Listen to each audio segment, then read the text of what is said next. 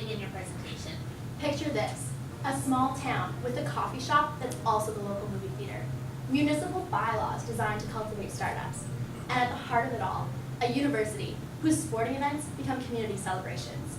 This town is Wolfville, Nova Scotia, home to Acadia University and its 3,500 students.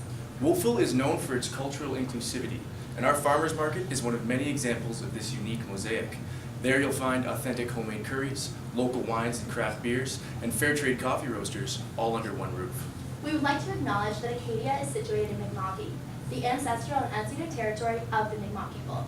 This progressive, multicultural, and naturally entrepreneurial town is home to not only Acadia University, but to Enactus Acadia as well. Good afternoon, my name is Evan Shergold. And I'm Sarah Baxter. And joining us on tech today is Lily Nottage. Today we are excited to share with you Project Regenerate and our plans to scale the initiative over the next 3 months. Founded in the spring of 2017, Project Regenerate is our method of teaching youth about entrepreneurship, but with an eco-friendly twist and an emphasis on waste diversion. We facilitate youth entrepreneurial programming and cover topics including ideation, prototyping, marketing, accounting, and sales through hands-on, interactive workshops. Annually, we use a crayon case study to teach youth to divert this non-biodegradable paraffin wax from the landfill by repurposing it into multiple different products. In its first year of operation, Project Regenerate directly impacted 215 youth through its first cohort and partnerships with various organizations. In fact, 6 of these youth were directly empowered to start their own businesses. At our market day last winter, our cohort generated over $200 in revenue from the sale of their products, and we learned countless ways in which we could improve our programming. We returned in September, eager to apply what we had learned. We adjusted our schedules to better accommodate our cohort.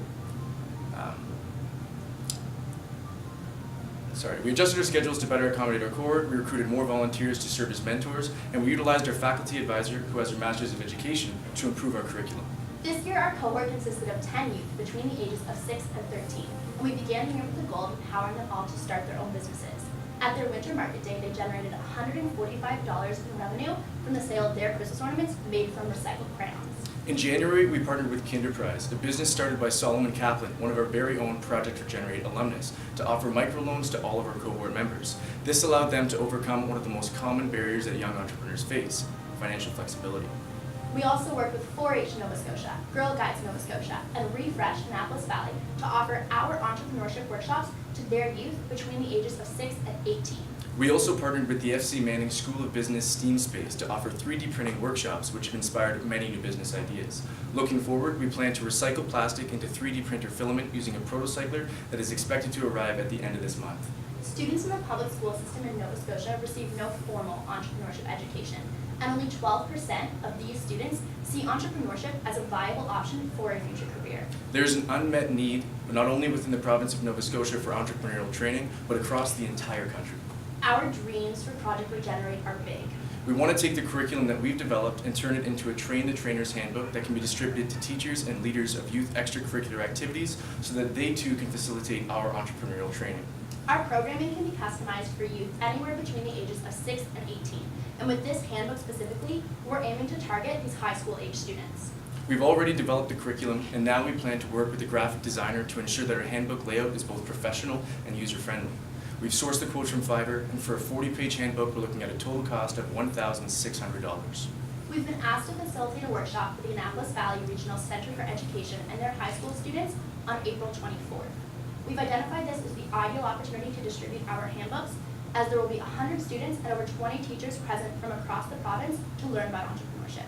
We aim to have the first edition of our handbook ready for distribution to teachers during the session.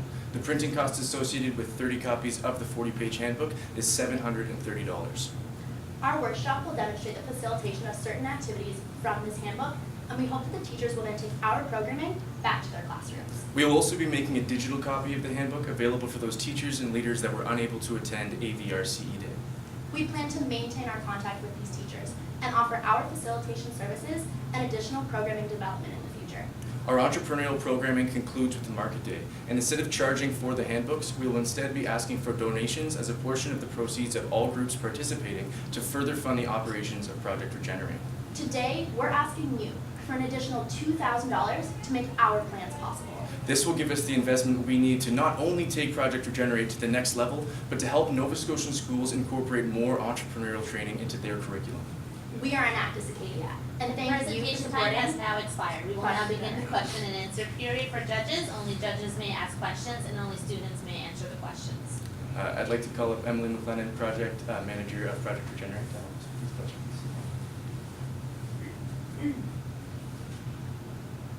Hi, that's a great presentation. Thank you. Just have a question around what kind of products are these students producing? So you mentioned the Christmas ornaments, and I saw some packaging that went along with that, but yeah, if you could speak more to the product line. Yeah, so the Christmas ornaments were kind of like our case study, and then this semester, there's 8 businesses currently in the cohort, so there's a bracelet business, a painting business. One kid is making chocolate-shaped, mama-shaped chocolates, cake pops, things like that. And they're all creatively designed by these youth cohort members. So they're their business ideas, and we're doing what we can to help them make it possible. Okay, so they're not all recyclable materials per se? We've encouraged waste diversion being incorporated into the business, but we're not forcing it upon the students as we want them to be creative with their business ideas, and it doesn't necessarily fit with all models. That being said, all case studies we use include waste diversion. Focus is waste diversion, and the project is a 40-page handbook. That's why we're aiming to have the e-copy. So we are hoping to not go beyond these 30 copies we plan to print. The main reason we want to have them is because we know the teachers won't be present at our workshop day with their computers. So we want them to be able to have it in front of them as we go through the curriculum so they can follow along with us. But then as we mentioned, we'll have the PDF version online that we hope to distribute to all teachers. To hopefully, again, reduce that waste and encourage like recycling and not printing and everything. So when you do approach teachers with your guys' idea, is there a lot of interest? Like, are they reaching out to other teachers saying, hey, we should do it, teaching this? So we've actually been really lucky, and the school board in Enactus Valley approached us. So they asked us to get involved with their entrepreneurship workshop day that they were already planning for the youth, and they recognized that we had capabilities and skills and programming that we could offer their students. That being said, we ran a similar workshop with the school board last year, and that resulted in being invited into a couple classrooms to offer programming to the students. So we know there's already an interest in coming from the school board. We know that this is something that they're looking to incorporate into their own curriculum. Thank you. How many teachers are you guys planning on getting in front of? Is it just the 30 that you're hunting for? Or? So the ones that we're guaranteed to be in front of at this workshop is 20 to 30 teachers. That's how many that the school board is inviting to the workshop. That being said, we're hoping to use our connections at the school board to distribute it to as many teachers as possible and offer our facilitation services as many times as we can. So we would like to do what we can to offer in-person communication with these teachers. How do you plan to follow up on that to make sure that that's happening? So we have a couple different ideas, and we're hoping to communicate with teachers to see what would be best. But one idea is like a Facebook group, so we know that then the teachers can communicate with each other, share what's working, what's not working, provide us with feedback, and we can provide additional services and additional program development over the Facebook group. We're also looking at the opportunity of developing our own webpage, but we acknowledge that that requires a little bit more time and effort, so we're just going to see what the teachers would prefer and try to offer what's easiest for them. Have you guys considered a survey? We have considered a survey. We're actually hoping to kind of do a case study with some of the current education students at Acadia, give them our handbook before the workshop day, see if it works with what they recognize in their classrooms and what they typically do. As well, last year we did a survey post the workshop, and we did it with the school board last year, and we'll do the same thing this year. It can be difficult to get in contact with teachers before, so while I really do a pre and post workshop survey, I'm unsure if that's 100% feasible, but we're hoping to make it happen this year. Is there a graphic design program at Acadia?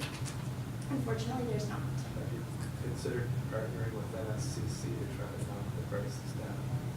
We have considered reaching out to regional and more local graphic designers, but from the research we've done, Fiverr tends to be our cheapest alternative. That being said, if NSCC is competitive and we would love to get in touch with them and see if they're interested, then we would absolutely love to keep it local and use student designers as opposed to someone not located in our region. And I'm sure Acadia has printers, so can you explain why we need to give you $730 to print a handbook? Yeah, so we want to have them printed and bound, and so there is a cost even with the print shop at Acadia associated with doing that. We are hoping to swindle them into bringing it down a little bit and kind of donate to the cause. But that being said, we'd rather estimate high and ensure we have enough funds to cover it and then print a couple extra copies for additional teachers, as opposed to not having enough money to be able to fund our entire program. So what would you say, just from your personal experiences working with youth, what would you say the biggest skill they walk away with is? I feel they walk away with a sense of confidence. We take a qualitative survey at the beginning and a qualitative survey at the end of our 8-week program, and the results are astounding. And you can just see it week by week how much their confidence and communication skills build. So it's really nice to see. And we believe entrepreneurship isn't just a career path, but it is actually a skill set.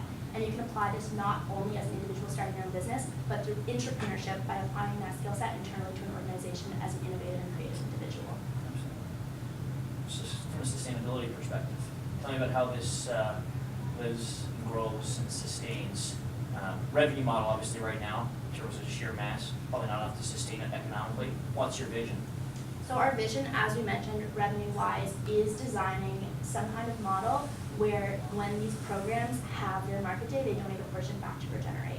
So we're not looking to make a profit at the moment. We want to offer this service to educate youth because we believe it's something that we wish we'd received in terms of education. We believe they will value from it and it will improve the province overall. So we're hoping to design and work with the teachers and see what's feasible, but something where they donate back to the program when they conclude with the market day. Can you just touch on the numbers you've directly impacted and why it decreased so much in the second portion? Yeah, so with our youth directly impacted last year, that was after nationals. So we had our 100 student market day with the regional school board. We had additional workshops with Volta Labs, Refresh and Apples Valley, and those are workshops that we're hoping to incorporate this year as well. You'll see the projected numbers there are only around 150. That's because we're still waiting on confirmation of a couple workshops and we don't want to guarantee numbers we're not confirmed on.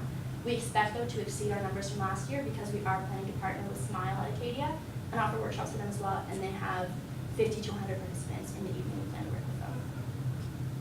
So two-part. First piece, what's the guarantee from the school board that after you do this workshop that it's an opportunity to actually get in the classroom, getting classroom stuff? And number two, is there an alternative plan that if we can't get in the classrooms on a regular basis, there's other non-for-profits, local community groups we could do this in instead? Yes, so I'll touch on your first one, getting into the classrooms. Last year, after we ran the market day or the workshop day with the middle school students, they were extremely excited about our programming and they wanted us in their classrooms. So we know there's an interest and there's an excitement around it. We're hoping that it's similar with the high school students, and from what we've heard from the school board, it is.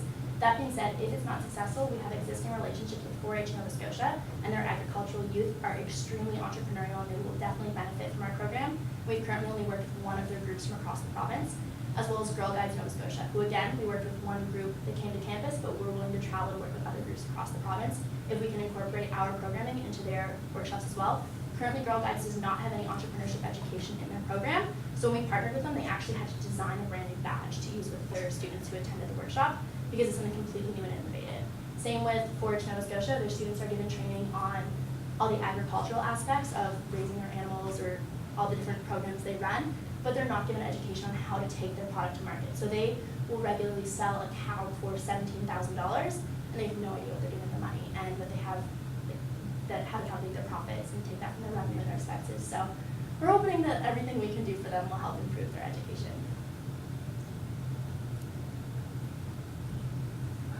I'm shut there, look for questions. 1 minute, 20 seconds. Whoa. I got one more. So hats off to you guys. Thank you. I personally do think that entrepreneurship is something that's not taught to high school students as a possible career option. Just on the East Coast, there's a lot of small businesses out there. The 6 small businesses that we started from Regenerate, those are kind of businesses, those are You mean, sorry, this year or last year? last year, yeah, 9 this year. It was just touch on a couple of them. Yeah, so I'll give you examples of 2 from last year. One was Solomon Kaplan, who started Kinderprise, which is the microloan organization we partnered with this year. So we gave each youth members in the cohort $60 for microloan to be able to afford their business ideas this year. So that was his business idea that he has taken to market and is successful. And then another one was we had a group of students who participated in Regenerate who wanted to build their own game board. And again, they were successful with that. We assisted them in designing it, developing it, marketing, and taking it, and getting it printed, everything associated with that. So those are just 2 examples of businesses from last year. I'll just throw a piece of, a couple pieces of advice. Absolutely. So when you do work with your graphic designer, make sure you get edits included. Yes, Sometimes absolutely. it's Those a are already reading included. document. I believe we have 4 Right. to 6 edits in that estimate.